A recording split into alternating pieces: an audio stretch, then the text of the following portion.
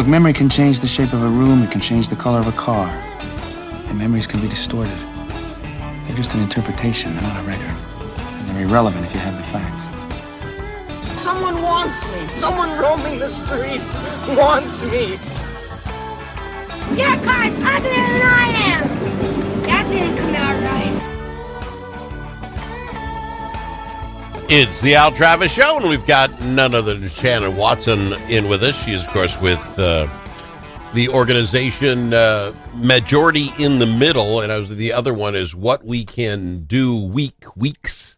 Yes. And she's kind of running them both. Appreciate you being here, Shannon. Absolutely. Good to see you. Lots going on, and maybe you can fill us in because you know just about everybody. Before we talk about who's out, let's talk about who's in. Representative Zach Stevenson is now the head of the DFL in the House. The House I don't know this cat very well. I know he used to be like a campaign guy, but I don't know much about him. Do you know him? How does he fit in the Hortman mold? Well, he sort of came up at her elbow, shall we say. He was her campaign manager when he was just a youngin', and has been in the House for, I think this is his fourth term. Yep. He's from like the Anoka area, kind of a purple district that we pay attention to. Yep. And yeah, the things that he's really well known for, obviously he was the main author in the House for the cannabis bill, and shepherded that through 17 different committee stops a couple of years ago. He's also been pretty active in like the AI and social media spaces. One of his bills from, I think it was last year or 2024, I forget. Anyways, that puts limitations on using kids in social media. So like if you have a social media channel and it is monetized, and your minor kids are part of that. In the state of Minnesota now, you have to, if you earn money from that, you have to put a certain portion of the money in trust for those kids. And so like, I think that was super, super interesting. Okay, so that stuff is cool. I got that he came up as a campaign guy.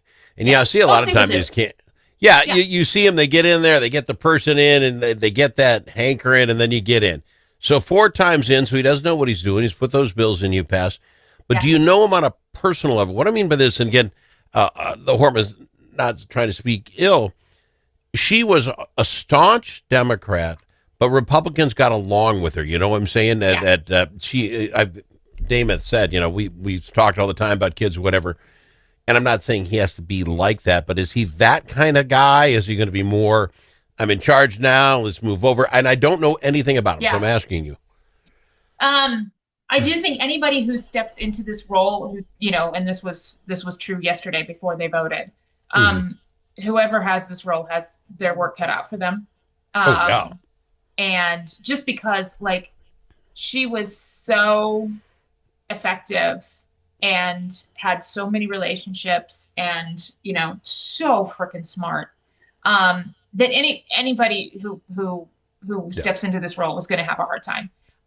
He was actually half of, in the leading up to this tied session, he and Representative Torkelson were the co-chairs for the Ways and Means Committee, and they had the quote-unquote no shenanigans handshake that they did as part of their negotiation. They agreed. They're like, we're having no shenanigans and we're shaking hands on it, and it became a thing. So I do think I'm not sure, like, obviously the dynamic between him and the speaker is going to be, the Speaker Namath is going to be different.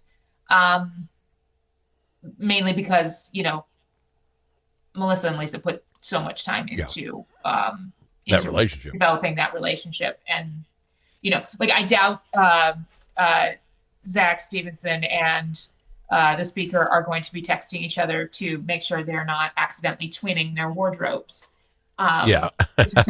Probably not. Melissa. Yes. All right. That's funny. We'll see. All right. And we will. And again, I don't know I'm not putting anything on him. It's kind of like Major League Baseball when you have a really great manager. They always Yeah. put in one to take the heat, and then the next one's who they really want because somebody's got to take the fall. We'll see, and I hope that's not true for him. Good luck to him. Yeah. This is going to be interesting. We'll know a lot more about him very quickly with all they got going on. But before we get to that, some people are leaving. Miller decided he wants out. Oh, don't roll your eyes at me. I didn't say it. It was in the news. Jeremy Miller has decided he is done. What are your thoughts on Miller leaving? Oh, I'm bummed. Jeremy Miller. I wish I could have 12 more Jeremy Millers in the Senate than one less. He is. I mean, talk about somebody who understands the relationship development and treating people with respect. And he and Bobby Joe Champion, they were co-presidents for a minute. They have a really good rapport and relationship, and he's kind of like that with a lot of people. He's going to disagree, but in fairness, I mean, he's been doing that drive back and forth to Winona for what was it, 12 years, 16 years. And he's got 3 young kids, and that isn't a district where you can commute back and forth every day. For the football game. And he's got a couple of businesses, makes some good pizza in Winona. But yeah, so I wish we could have more of him. Not less. All right, fair enough. And again, we do know him on this show, and I've always enjoyed him very, very much. Very personable young man. Is that a possibility of shaking up the numbers when we come to how this is going to work? I don't know the district. Winona, well, I presume it's sort of... Yeah, that's a very good question. I think part of the challenge with saying, oh, this is a red district or a blue district, I mean, some of that has to do with, how people vote in presidential elections and how they vote for House and Senate members. I do think when you're talking about somebody like Jeremy Miller or even somebody like Melissa Hortman, they may be really good examples of people who are crossing over in order to vote for the person, not just the party. Yeah. So I think, when they sort of vacate those roles, you get a little different sort of calibration on what that district sort of looks like. Sure. Yeah. I don't know. Right. That's a fair question. That's a fair answer. We'd be surprised, to see that be a competitive race. Time to figure that out as well. Have you and I apologize if we have already. If not, I'll switch topics. Did we talk about the governor and his after Labor Day conversation about going to get some good news someday, referring to the president being dead? Oh, yeah. We talked about that a little bit. We did. All right. Because what I want to talk about is on the other side, if you don't mind going to break with me, is I can't figure out if he's trying to get in the governor's race or trying to get into the presidential race. I don't understand the conversations that he's starting, and that includes this special session where it does not seem even his whole party wants to do this thing. Maybe you can fill me in. I'm missing it. We'll talk about it on the other side. Shannon Watson with Majority in the Middle on the Al Travis Show. Tired of one-sided media and divisive noise drowning out your conservative values? Take back the conversation with Braver Angels. Join a grassroots movement to restore civility and find common ground without compromising your principles. As a conservative, your voice matters. Share your perspective on issues like immigration and public health in Red-Blue workshops and help rebuild trust in our great nation. Be a leader in depolarizing America. Sign up for free at mn.braverangels.org. Braver Angels, where conservatives, liberals, and independents unite for a stronger republic. Do you have a closet full of old videos, photos, slides, or films? Regain that space and preserve those memories for future generations. Visit archivinglifemedia.com or call 952-829-8018. See how safe and simple it is to digitize all your media. Gain peace of mind knowing that all those important memories will be saved and can be seen and shared again. Do it today. Check out archivinglifemedia.com or give them a call, 952-829-8018.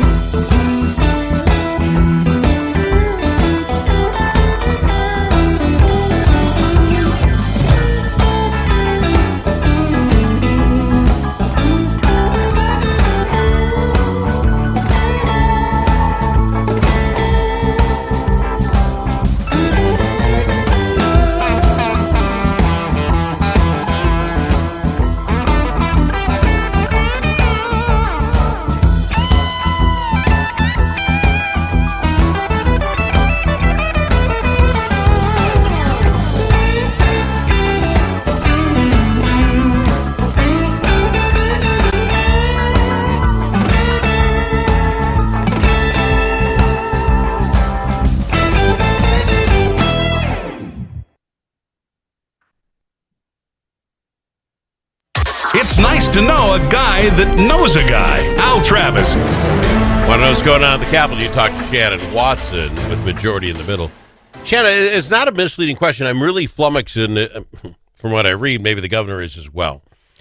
With his last couple of statements being aggressive, I don't know if that's what I want to use, but maybe a little on the mean-spirited side.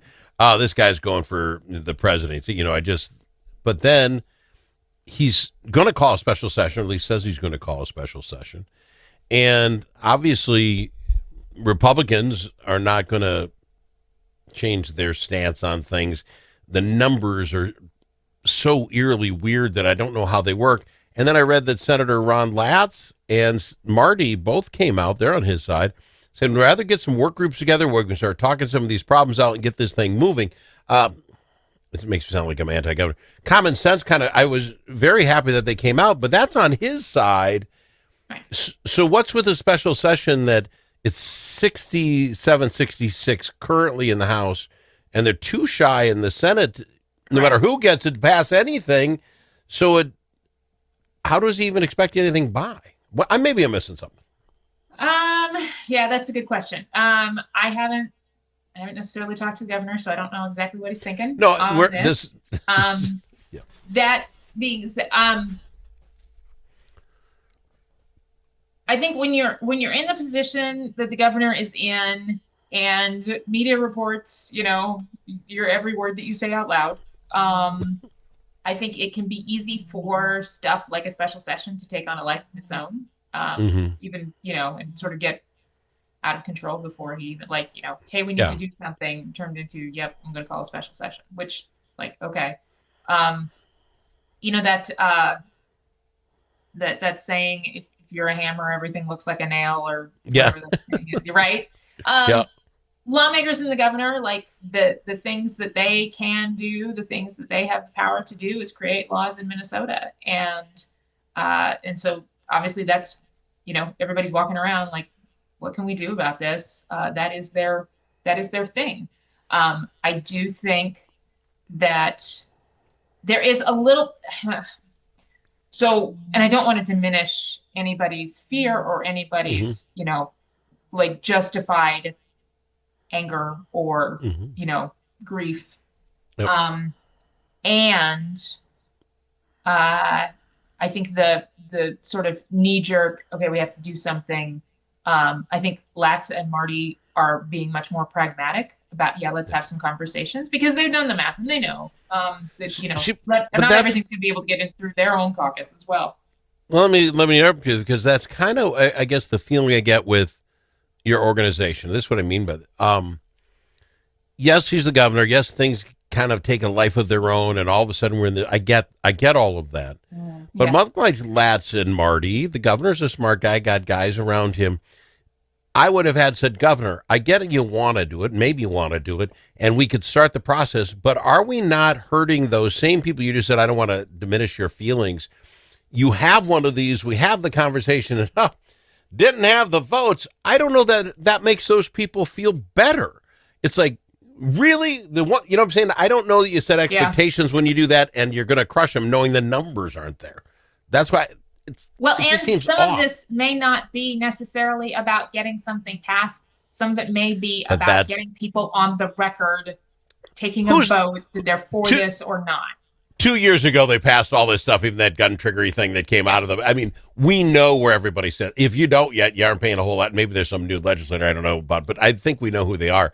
But then it becomes completely political with these same people that are having a hard feeling about all this. It just leaves a taste.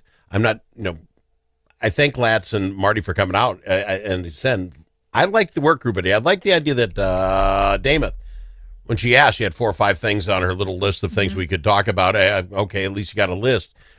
Let's figure this thing out. But all of that gets me back to, when does Walz have to decide if he's getting in or getting out? Because now he puts himself in a box. He can't call a special session, have them futz through that, and then say, oh, and by the way, I'm going to run for governor. Or I'm not, he can't steal from that. So we're weeks down the road again? Maybe. Well, and that's the thing. If you call a special session as the governor, then you can call it, but then the legislature is in charge of what happens. So, if this happened, special sessions are almost always pre-negotiated. Yeah. It would be weird to call one and not know the outcome. That may be a strategy. I don't know, because then that puts the pressure on the legislators. I'm looking over here at my calendar, and I will say the next gubernatorial election is not for 12, 13, 14 months. So, like, the fact that he hasn't made a decision, I don't necessarily think should everybody should be panicking. We're just so used to campaign cycles that take a year and a half or 2 years.